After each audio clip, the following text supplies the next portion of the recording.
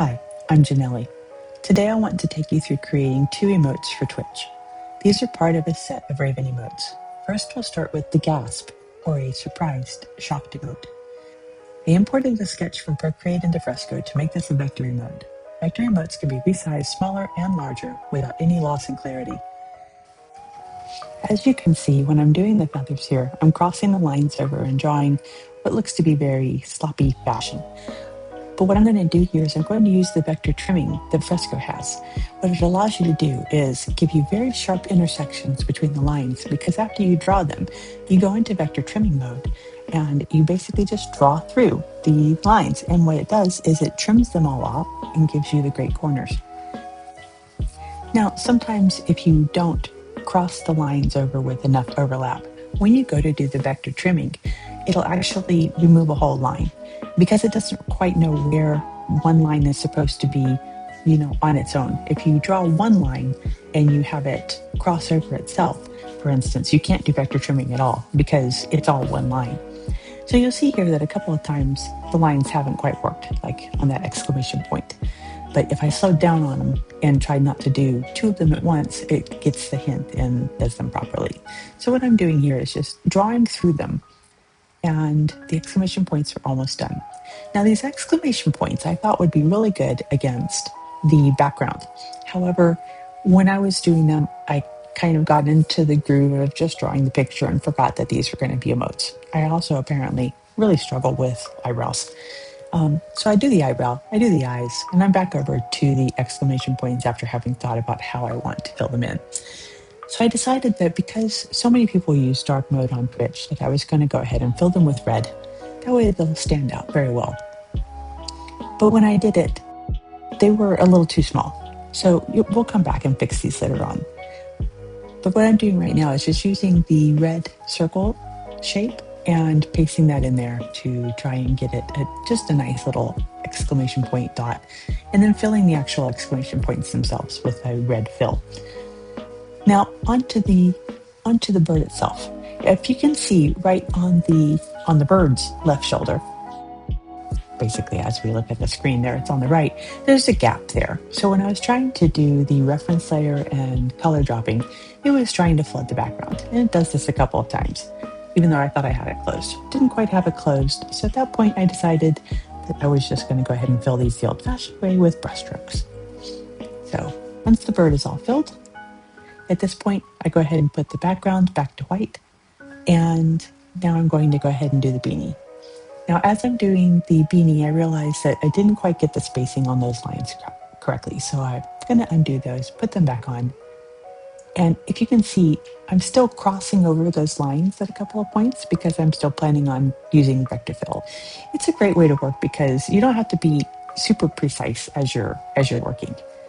So now I'm taking the bird and I'm just kind of rearranging it a little bit, realizing that the exclamation points are just really too small. So at this point, I go ahead and I'm on the actual ink layer and I'm moving them one by one to get the sizes correct. This is where I decide that rather than filling the exclamation points with red, I'm going to go ahead and just make them a solid red. So I come over to the inking layer and I'm resizing them all. I'm getting rid of the red dots that are on a separate layer.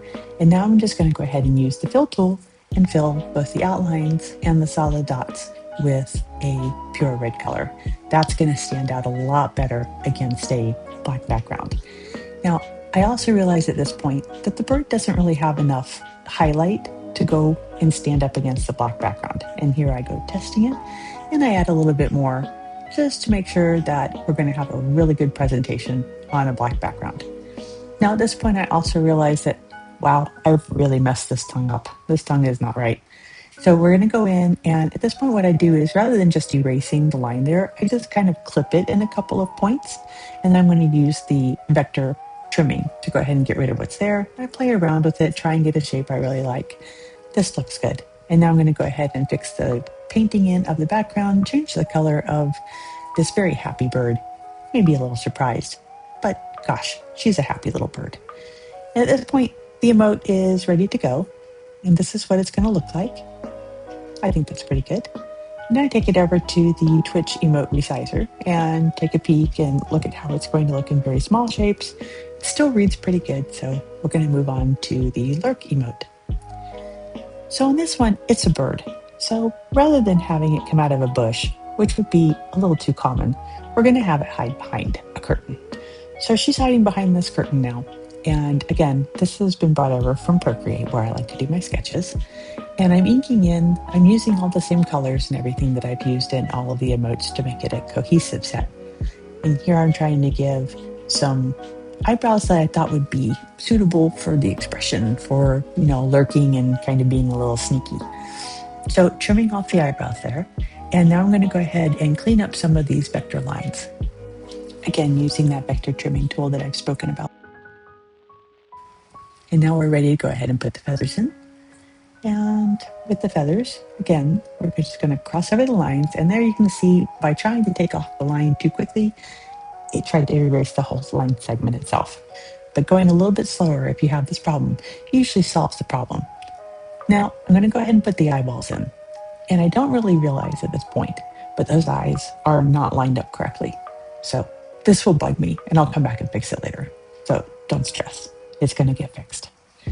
So now I'm going to go ahead and put in the colors. And I thought a nice cheerful yellow to hide behind. And I thought, no, I really don't know that works well. So I stop for a moment and I go over and I put in the lines on her little beanie. And again, with the vector fill. And now at this point, once I get all this cleaned up, I'm going to go ahead and get her eyebrows done. And I'm going to try and lighten them up a little bit. So they look good now. I think they're a good shape and color, but I'm really not liking the yellow. So fiddle around with the yellow for another minute here. And then I decide that although it's not a shrub that she's hiding behind, it could still be a green curtain. So I get this lovely green. That green and that purple are just such a great combination of colors. It's one of my favorite color combos. So at this point, now that I've decided on the color of everything that we're going to have in the emote, I go through, and it's not really obvious here, but what I'm doing is I'm adding some little highlights alongside the edge and the top of the nose, beak. I guess it's a beak because it's a bird. And I realize that the eye on the left side there is not quite right. So I fix the bottom lid and get her so that she's looking up. Now it's time to test it against some dark background. And I realize that, once again, I really need to highlight the edge of the bird a little bit, so when she gets a black background, she'll show up well. And at this point, I finally fixed that eyeball that wasn't quite right still. And move it around a little bit, make it a little bit bigger, make it face the same direction. It's harder than it looks. I think I finally got it. And now we're done. So now at this point, I'm going to go ahead and take it back over to the emote resizer. And here we go. And although it doesn't really show up here in full size, it looks pretty good. So I think I'm done for that. Thanks for watching, and I hope you enjoyed it.